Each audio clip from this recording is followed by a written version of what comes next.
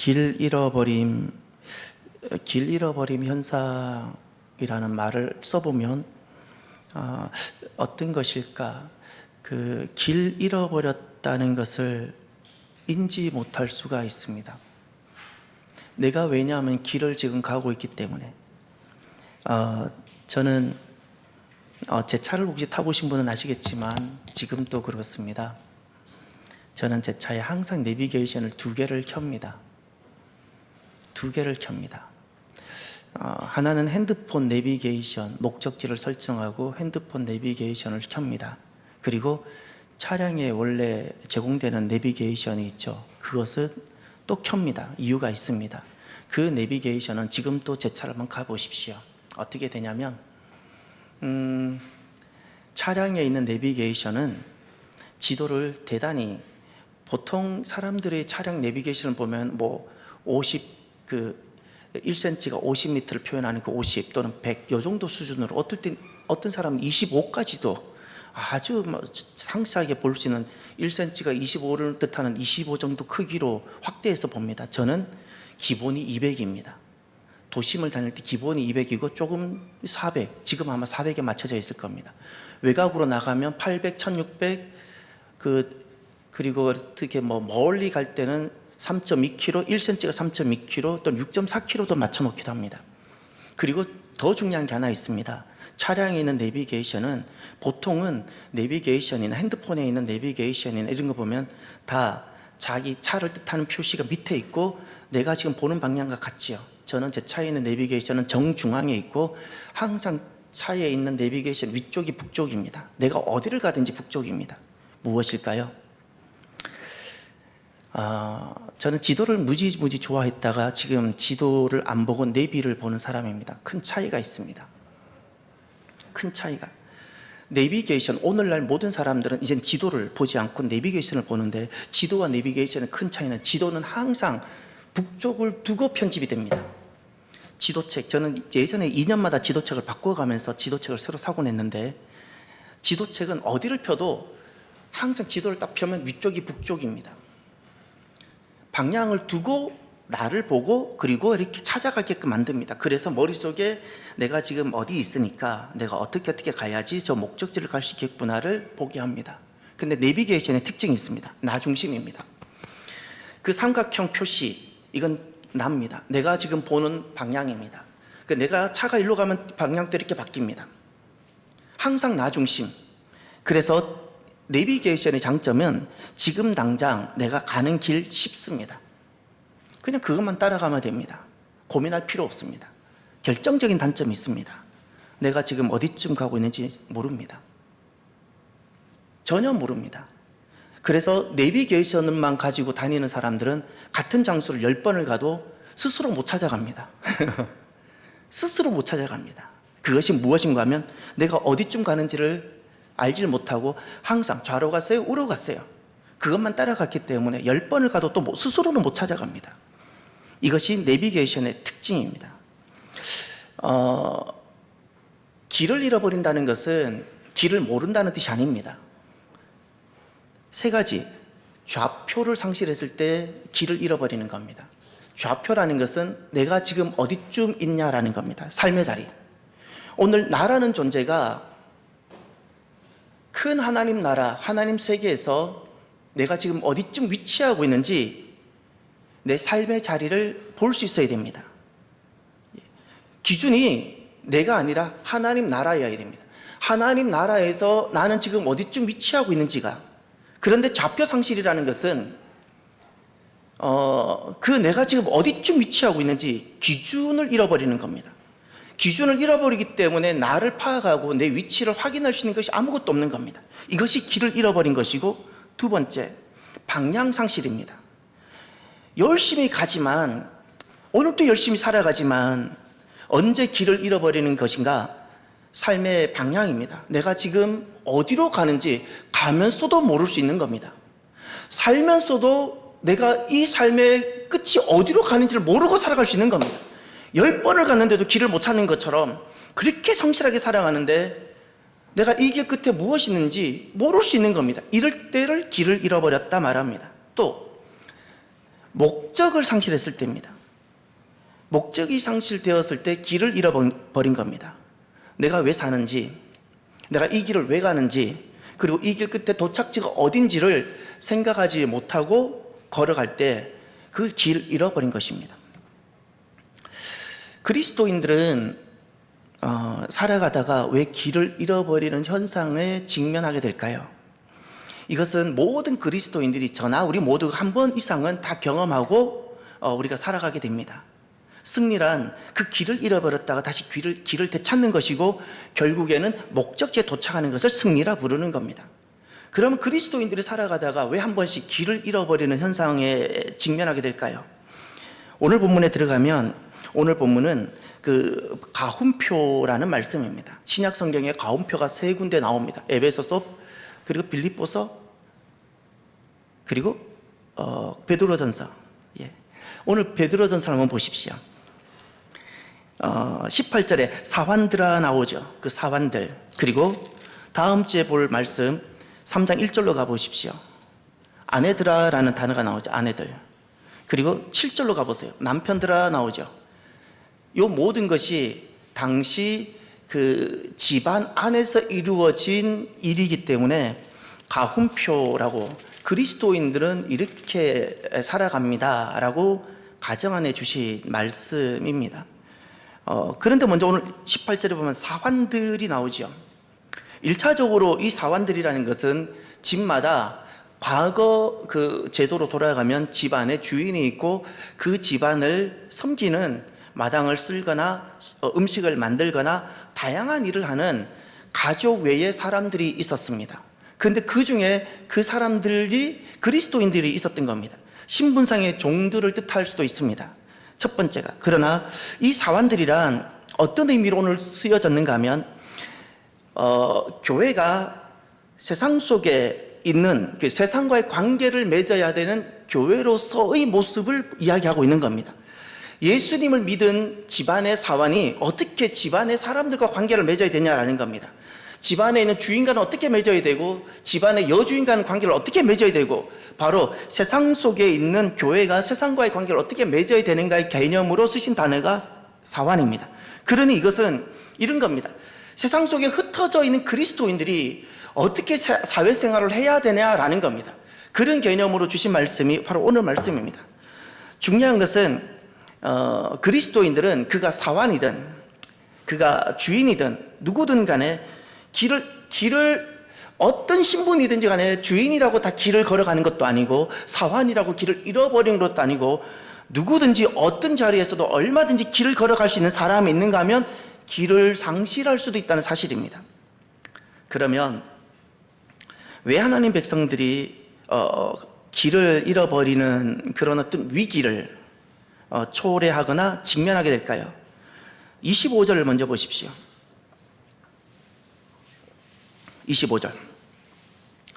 너희가 전에는 양과 같이 길을 잃었더니. 아멘. 여기서 너희가 누구일까요? 오늘 본문에 나오는 사환이지만 1장 1절로 돌아가 보십시오. 그 사환이 뜻하는 더 본질적인 단어가 있습니다. 1장 1절. 예수 그리스도의 사도 베드로는 본도, 갈라디아, 갑바도기아, 아시아와 비두니아에 흩어진 나그네, 세상 곳곳에 흩어져 있는 나그네입니다. 나그네. 그들이 오늘 본문에 나오는 사람들이고, 그런데 그 너희가 전에는 양과 같이 길을 잃었다 그랬어요. 길을 잃었었어요. 이 흩어진 나그네들이 한때는 길을 잃었던 사람들입니다. 이들은 남들이 아닙니다. 누구보다 주님께 헌신되어졌고 누구보다 참 충성스러운, 참 자랑할 만한 그런 분들이었습니다. 그런데 길을 잃어버렸다고 말씀하셨습니다. 어떤 지혜가 부족하거나 어떤 믿음이 부족해서의 문제가 아닙니다. 그런데도 길을 잃어버린 겁니다. 왜 그랬을까요? 길을 잃어버린 원인이 18절과 19절에 각각 한 개씩 나옵니다. 18절, 사환들아 범사에 두려워함으로 주인들에게 순종하되 선하고 관용하는 자들에게만 아니라 또한 까다로운 자들에게도 그리하라. 까다롭다라고 아주 완곡하게 썼지만 원어를 보면 성질이 뒤틀린 사람을 말합니다.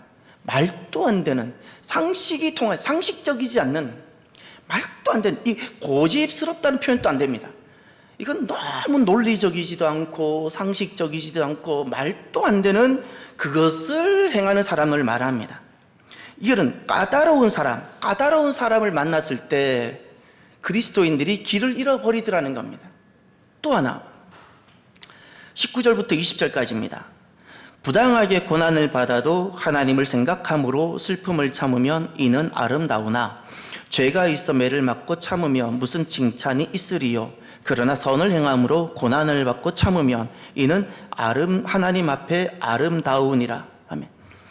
29절과 20절은 고난을 이야기하고 있습니다. 고난의 세 종류를 말합니다. 부당한 고난, 20절에 죄로 인한 고난, 20절 하반절에 선으로 인한 고난. 세 가지 고난입니다. 근데 중요한 것은 핵심이 그겁니다. 고난의 문제입니다. 왜 하나님의 백성들이 교회가 그의 신분이 사환이든 주인이든 왜 살아가다가 길을 잃어버릴까? 고난의 문제 때문이라는 겁니다. 그 고난의 문제 중에서 특별히 그리스도인들을 시험들게 하는 것이 부당한 고난입니다. 그리스도인들도 똑같은 사람인지라 합당한 고난이면 견디지만 우리로 하여금 견디지 못하게 하는 순간이 옵니다. 그것이 부당한 고난입니다. 이 부당한 고난의 문제가 왔을 때 우리가 길을 잃어버리더라는 겁니다. 길을 잃어버리더라.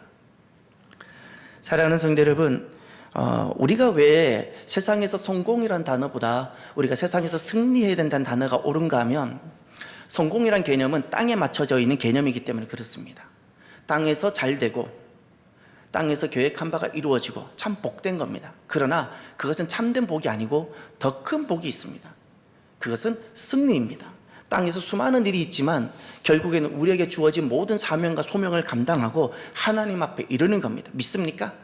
그래서 그리스도인은 승리가 되어져야 합니다. 까다로운 사람을 만날 수도 있는데 그래도 승리하는 저와 여러분, 부당한 고난을 우리가 만날 수 있는데 그런데도 승리하는 저와 여러분, 오늘 말씀을 준비하면서 제가 부당한 고난 앞에 실패했던 아주 최근에 그 순간이 나서 너무너무 마음이 괴로웠습니다.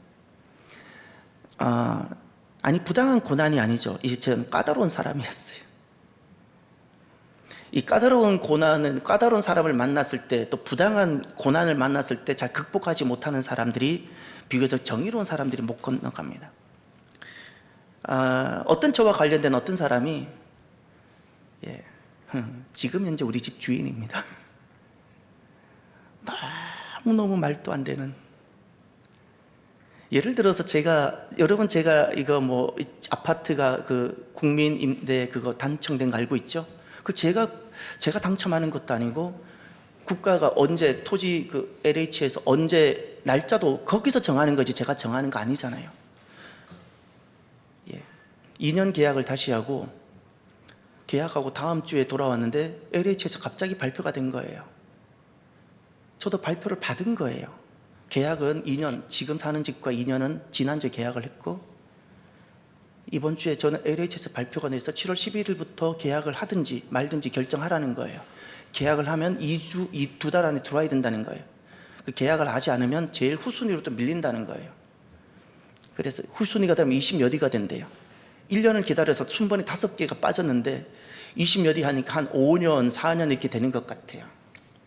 그래서 그냥 제가 무조건 계약을 해야겠다라고 생각을 했어요. 집을 안 보고도 무조건 계약을 해야겠다 생각을 일단 했고, 그리고 그 일 때문에 주인에게 주중에 그 다음 주에 이야기를 했는데 주인이 왜 지금 이렇게 할 거면서 지난주에 계약을 했냐라는 거예요.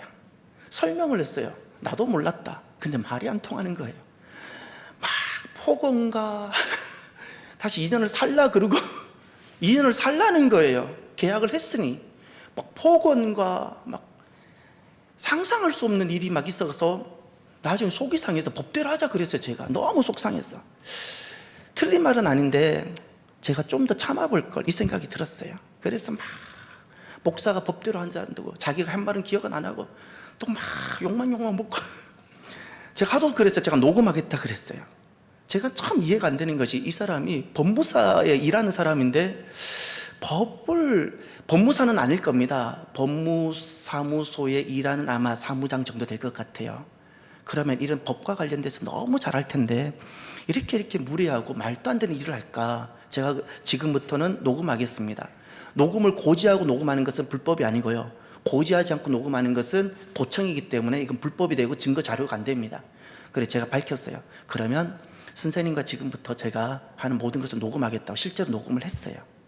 그랬더니 톤이 달라지고 억양이 달라지는데 나중에 녹음을 많이 안 해봐서 결정적으로 녹음이 다 됐나 봤더니 녹음 완료를 안 눌려서 녹음이 하나도 안 된 거예요. 정말 내가 평소에 녹음이라도 많이 해볼 걸 녹음도 별로 안 해봐가지고요. 아무튼 저는 참 잘못한 거예요. 그냥 욕을 더 먹고 지금 그래도 그런 생각이 들어요. 그분에게 들어가서 식사라도 하자고 찾아가고 마무리를 짓고 싶어요. 마무리를 짓고 싶고 저는 그렇게 무리해서도 안 되고 그런 말도 안 되는 이야기를 했어도 안 되지만 그럼에도 불구하고 그는 계속해서 내게 말했던 것이 목사가 그런다고, 목사가 또 법대로 하자 그런다고, 목사가 말대꾸 한다고 계속해서. 여러분이 저를 안 보여주면요 세상에 가장 약자가 접니다. 저는 코에 걸면 코걸이고요, 귀에 걸면 귀걸이입니다. 예. 저는 가끔은 신부님이 부럽습니다. 한 번도 천주교가 부러운 적이 없는데요, 신부님은요 길바닥에 쓰러지면요 거기서는 신자라 부르나 성도가 부르나 다 보여줍니다. 목사는 참 외롭습니다. 그런 걸 많이 느낍니다. 참 외롭습니다. 별 이야기를 다 했습니다.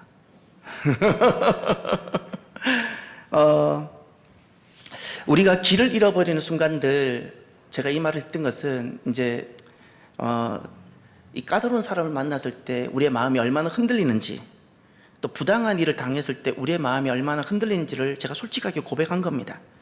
이제 우리가 어떻게 하면 살아가면서 길을 잃지 않는 그리스도인의 길을 걸어갈 수 있는가요? 오늘 말씀을 통해서 우리가 말씀을 마음에 새기고 그렇게 걸어가면 참 좋겠습니다. 먼저 첫 번째입니다. 어떻게 하면 우리가 까다로운 사람도 만날 수 있고 부당한 일도 당할 수 있는데 그때 어떻게 해야 되는가? 하나님 말씀입니다. 18절 한번 볼까요? 사환들아, 범사의 두려움으로 주인들에게 순종하되 선하고 관용하는 자들에게만 아니라 또한 까다로운 자들에게도 그리하라. 거기 순종하라라는 단어가 보입니까? 순종하라. 예. 거기 순종이란 단어를 수식하는 두 단어가 보여야 됩니다. 범사 그리고 두려워함. 범사라는 것은 여기선 일이 아니고요 모든 사람을 뜻합니다.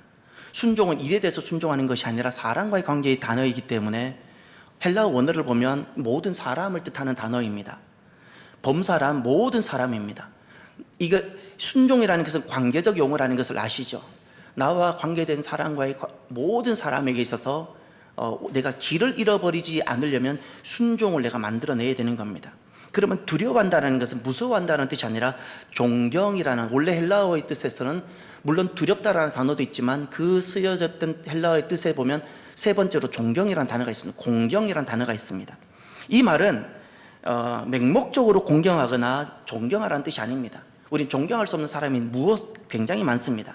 그럼에도 불구하고 주님께서 모든 사람에게 이 존경이라는 단어를 썼다면 우리가 항상 진심으로 대하라는 겁니다. 사람이 약한 사람도 있고 정말 형편없는 사람도 있고 또 무리한 사람도 있을 수 있지만 너희 안에 나 하나님이 있고 그리고 너가 그리스도인이라면 누구를 대하든지 약한 사람, 가난한 사람, 지식이 부족한 사람, 또 무리한 사람, 아주 이상한 사람을 만날지라도 너는 항상 진심일 수 있겠냐라는 겁니다. 이것은 그러니 모든 사람을 진심으로 대하면서 순종을 이루라 말씀하셨습니다. 그러면 여기에서 순종은 도대체 무엇일까요? 순종은 우리가 오늘날 순종이 힘든 이유는 그것을 비굴이나 굴종으로 여기기 때문에 그렇습니다. 순종은 비굴이나 굴종이 아니라 오늘 내가 가야 하는 길을 가기 위해서 있어지는 겁니다. 순종을 하지 아니하면 내가 길을 못 가는 겁니다. 내가 길을 잃어버리는 순간입니다.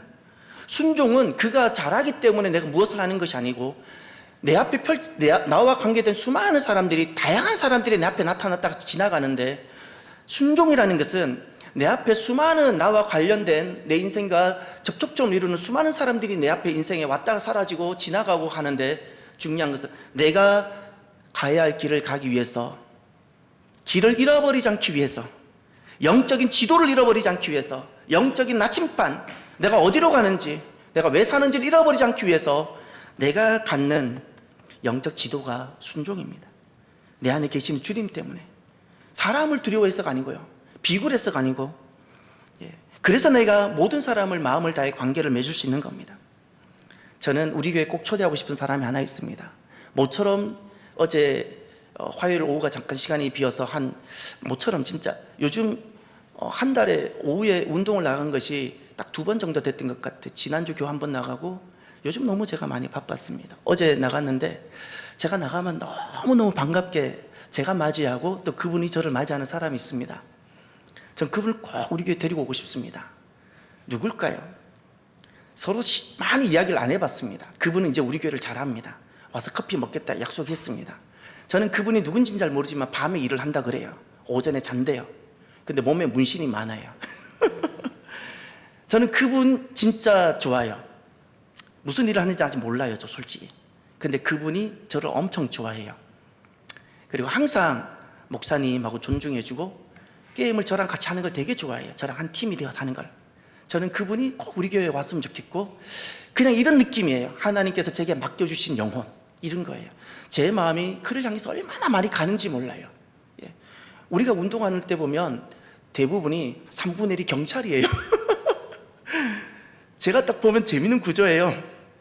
경찰과 그분이 무슨 일을 하는지 모르겠지만 좀 대립적인 관계가 될 것 같은데, 저는 괜히 이분의 손을 잡아주고 싶어요. 이분은 별로 친구가 없어 보여요. 이렇게 하다가 힘들면 가서 혼자 담배 피고 들어오고 막 그래요. 제가 그분을 꼭 우리 교회에 모시고 오고, 우리를 통해서 주님을 만날 수 있다면 얼마나 좋을까 이런 생각이 듭니다. 우리가 마음을 다해 관계를 맺는 겁니다. 상대방이 누구일지라도. 순종이라는 것은 그런 겁니다. 상대를 항상 존중하고 배려하는 나의 믿음이고, 그래서 내가 주님께서 내게 주신 그 길을 걸어가는 것이며, 내가 그리스도인이라는 결정적 증거 중에 하나가 이 순종입니다. 순종이란 단어는 듣다, 쉐마에서 나온 겁니다. 쉐마에서. 두 번째, 어떻게 하면 길을 잃지 않는 우리의 삶이 될 수 있을까요? 19절과 20절 한번 볼까요? 거기 고난이라는 단어를 가만히 한번 밑줄 쳐보십시오. 부당하게 고난. 그 다음 20절에 보면 하반절에 선을 행함으로 고난. 고난이 나오죠. 두 번째가 고난의 문제입니다. 어떻게 하면 길을 잃지 않을까? 고난일 때 어떻게 해야 될까요? 성경을 다시 보십시오. 19절. 부당하게 고난을 받아도 어떻게? 아멘. 그냥 참는 것 아닙니다. 그냥 인내하라는 것, 성품을 개발시키는 것이 아닙니다. 성품을 개발하는 것은 좋은 거지만 그 자체는 믿음이 아니기 때문에 그렇습니다. 믿음은 하나님을 생각하는 겁니다. 하나님을 생각하는 겁니다. 하나님 나라를 생각하는 겁니다. 하나님의 큰 구원을 생각하는 겁니다. 그리고 내가 견디든 내가 고난 속에 들어가든 하는 겁니다. 이것이 바로 길을 잃지 않는 모습입니다. 그러니 부당한 고난의 문제를 어떻게 하는가? 그럼 19절에 부당한 고난이 나오죠. 20절 하반절을 보십시오. 그러나 선을 행함으로 고난을 받고 그랬죠. 여기서 고난이라는 것은 부당한 고난을 말합니다. 죄로 인한 고난이 아니라 내 죄로 인한 고난받는 것을 마땅히 받아야 되고, 여기서 20절 하반절에 고난을 받다라는 것은 부당한 고난을 말합니다. 그런데 그 부당한 고난을 선을 행함으로 받는다 그랬죠. 이 선이라는 것은 자기의 인격 이런 개념이 아닙니다. 하나님의 큰 구원, 이것을 통해서 하나님께서 이루실 큰 계획이 있음을 믿음으로 받고 내가 그 고난 속에 들어가는 겁니다. 이것이 바로 선을 행한다는 겁니다. 이 선이라는 것은 자기 의가 아닙니다. 하나님의 부르심으로 내가 그 속에 들어간다는 뜻입니다. 그래서 21절에 이렇게 말을 하죠. 이를 위하여 너희가 부르심을 받았나니, 이를 위하여 부르심을 받았다고. 항상 부당함이 없는 고른 길을 가는 것이 아니라 우리에게는 예측하지 못한 부당한 상황들이 올 수 있는데, 그럼에도 불구하고 그 하나님의 큰 구원과 하나님 목적을 이루기 위해서 내가 그 고난 속에 들어가고 고난을 받는 이것을 우리가 부름을 받았다는 거예요. 이것을 우리가 부름을 받았어요. 부당한 고난을 하나님의 부르심으로 받을 때 길을 잃지 않는 겁니다. 믿습니까? 예. 언제 우리 인생이 아름다움이 되는가? 그 20절 하반절에 보면 그런 말씀이 있지요. 선을 행함으로 고난을 받고 참으면, 다 함께, 이는 하나님 앞에서 아름다우니라. 예. 이 말씀 어디와 비교되어졌냐면 19절 하반절을 보세요. 슬픔을 참으면 이는 아름답다. 인생에서도 잘 견디고 참는 그 사람이 참 귀하잖아요. 그 정도가 아니라 20절 하반절에 선을 행함으로 고난을 받고 참으면 이는 하나님 앞에서 아름다우니라. 하나님께서 아름다운 사람으로 여겨주세요. 인정하세요. 고난 중에 하나님께 아름다움이 됩니다. 부당한 고난을 하나님의 부르심으로 내가 받는 순간, 할렐루야. 그러면 사랑하는 성도 여러분, 이제 고난의 문제를 한번 정리해 볼까요? 고난이 즐거울 사람은 세상에 아무도 없습니다. 여러분 앞에 있는 저도 마찬가지입니다. 왜 저라고 고난이 좋겠습니까? 그런데 이제 말씀을 딱 보면 우리에겐 고난이 이렇게 되어져야 됩니다. 고난은 내 인생에 없어야 하는 불쾌한 어떤 것이 아닙니다. 오히려 이 고난은 나도 다 알지 못하지만 내 인생을 가장 아름다운 보석으로 바꿀 수 있는 나에게 주어진 기회라는 겁니다. 그 기회가 까다로운 사람으로부터 올 수 있고 부당한 어떤 사건으로 올 수도 있는데, 이런 까다로운 사람이나 부당한 사건을 통해서 중요한 것은 하나님은 하나님 백성이 나에 대해서 관심이 있고 하나님 나라에 대해 관심이 있는데, 나와 하나님 나라를 아름다운 보석으로 바꿔갈 수 있는 기회라는 거예요. 기회. 그것이 고난입니다. 삶을 가장 빛으로 바꿀 수 있는 기회가 바로 놀랍게도 고난입니다. 그래서 성경에 고난은 복이라고 말씀하셨습니다. 믿습니까? 그리스도인은 이렇게 믿는 사람입니다. 그래서 많은 신학자들이 말을 하죠. 그리스도인에게 있어서 고난은 변장한 하나님의 축복이라고. 그래서 오늘 본문에서도 이 고난을 예를 들었습니다. 그리스도인들이 고난의 문제가 너무 힘들고, 왜 지난날 흩어진 교회들이 길 잃어버린 자들이 되었는가? 이 고난의 문제 때문이었습니다. 너무 고난이 컸기 때문에, 이 문제 때문에 길을 잃어버렸던 것입니다.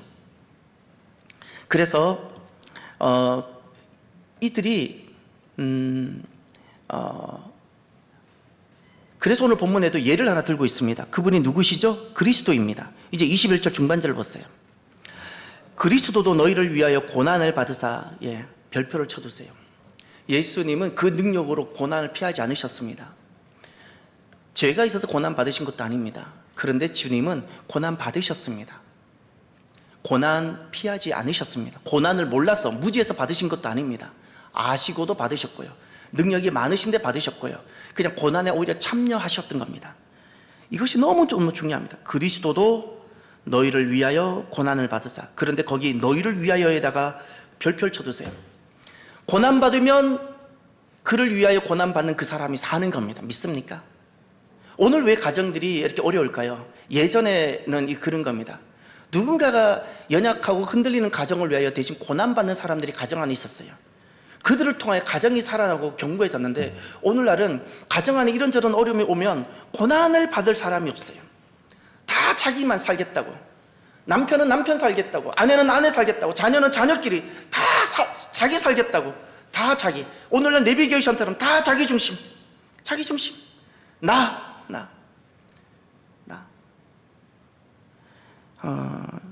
그리스도께서는 고난을 받으셨어요. 그 고난을 주님은 어떻게 받으셨나를 보십시오. 23절. 욕을 당하시되 맞대어 욕하지 아니하시고, 저는 그 회개를 많이 해야겠죠, 그죠? 고난을 당하시되 위협하지 아니하시고 오직 공의로 심판하시는 이에게 부탁하시며. 세 가지 주님께서 부당한, 또 예수님과 전혀 관계되지 않는 이 고난의 문제를 예수님이 어떻게 대하셨는지를 말씀하고 있습니다. 욕을 당하셨지만 맞대다, 그런 표현을 쓰셨죠. 맞대응하지 않으셨다는 겁니다. 두 번째, 고난을 당하셨지만 도리어 위협하지 않으셨다고 말씀하셨습니다. 법으로 하자, 이런 식으로 위협하지 않았다는 겁니다. 녹음하겠다, 위협하지 않았다는 거. 녹음도 못하면서 녹음이라도 해두었으면 몰라.